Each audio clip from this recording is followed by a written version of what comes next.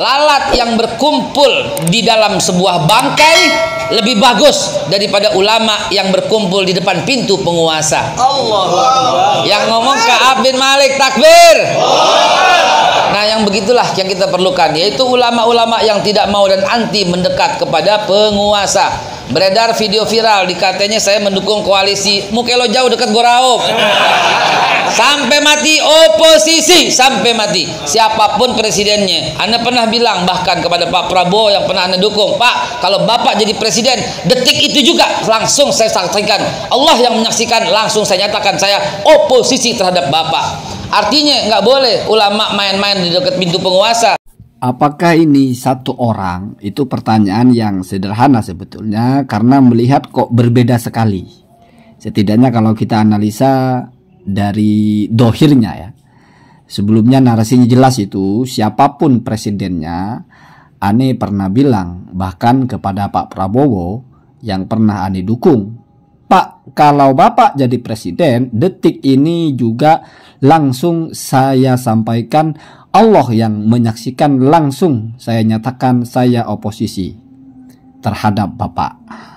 Nah, tiba-tiba bersedia untuk menjabat atau ya tidak menjadi oposisi lah. Sebetulnya mungkin ini kalau kita mau tarik ke hukum, ini mungkin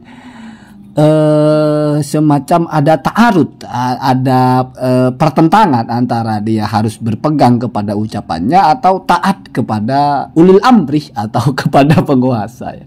Artinya kalau ditunjuk oleh presiden kan ada perintah juga dalam agama itu untuk taat kepada pemimpin. Ya ini mungkin memang pilihan gitu, sehingga ia mau tidak mau memilih yang satunya gitu. Nah, itu pembelaan pertama ya. Tidak perlu bermain-main dengan bahasa. Pak Haikal ini bermain-main dengan bahasa gitu. Itu dipotong-potong. Apanya yang dipotong memang seperti itu kenyataannya. Bahasa Pak Haikal itu tidak ada yang multitafsir, semuanya jelas. Siapapun presidennya. Bahkan langsung seandainya Pak Prabowo jadi presiden, langsung oposisi. Kenapa tiba-tiba ada tafsiran baru? Maksudnya oposisi itu adalah kepada setiap kejahatan,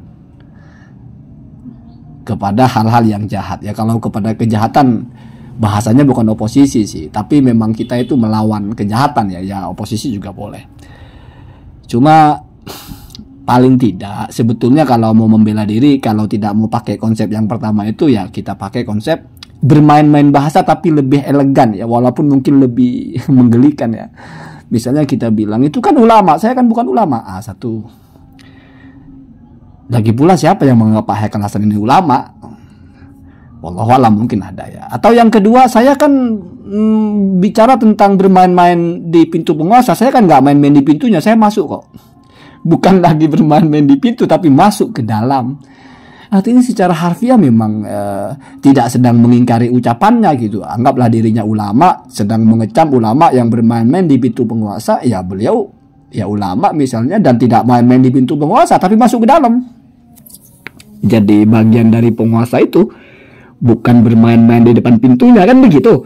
Artinya bebas orang memahami bahasa ya, tapi agak berat bisa kita terima bahwa maksudnya oposisi itu kepada kejahatan, sementara di satu sisi faktanya ketika menegaskan akan bersikap oposisi itu, di situ jelas objeknya apa, keadaannya apa gitu.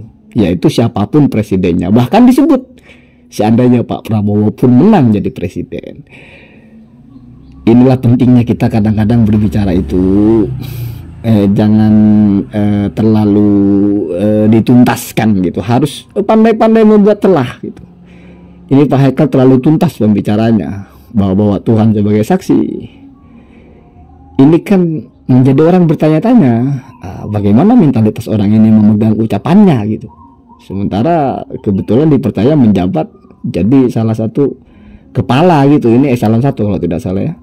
Pengawasan sertifikasi halal mungkin kalau tidak salah ya. Penjamin halal itu, produk halal gitu.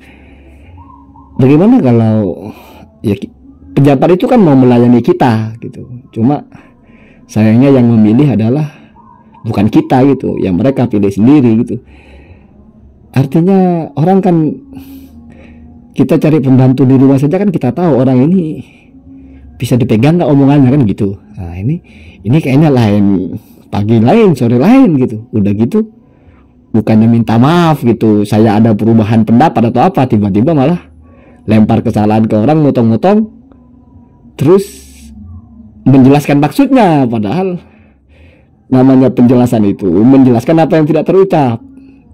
Ketika ada space untuk sesuatu yang tidak terucap, misalnya saya memukul anak saya, kemudian dijelaskan di situ ada yang tidak terucap di situ, anak yang mana, maka ditafsirkan maksudnya adalah anak yang pertama yang namanya Maman. Itu namanya kalimat-kalimat yang ihtimal, anaknya yang mana, sehingga dijelaskan itu tafsiran. Kalau ini bukan ditafsiri, ini dianulir sebetulnya, dari mulai presidennya siapapun, bahkan walaupun Prabowo, menjadi kejahatan gitu. Artinya objek oposisinya adalah siapapun presidennya, oposisi sampai mati. Masih mau bertahan dengan saya tetap oposisi, tapi maksudnya ketika objeknya adalah kejahatan.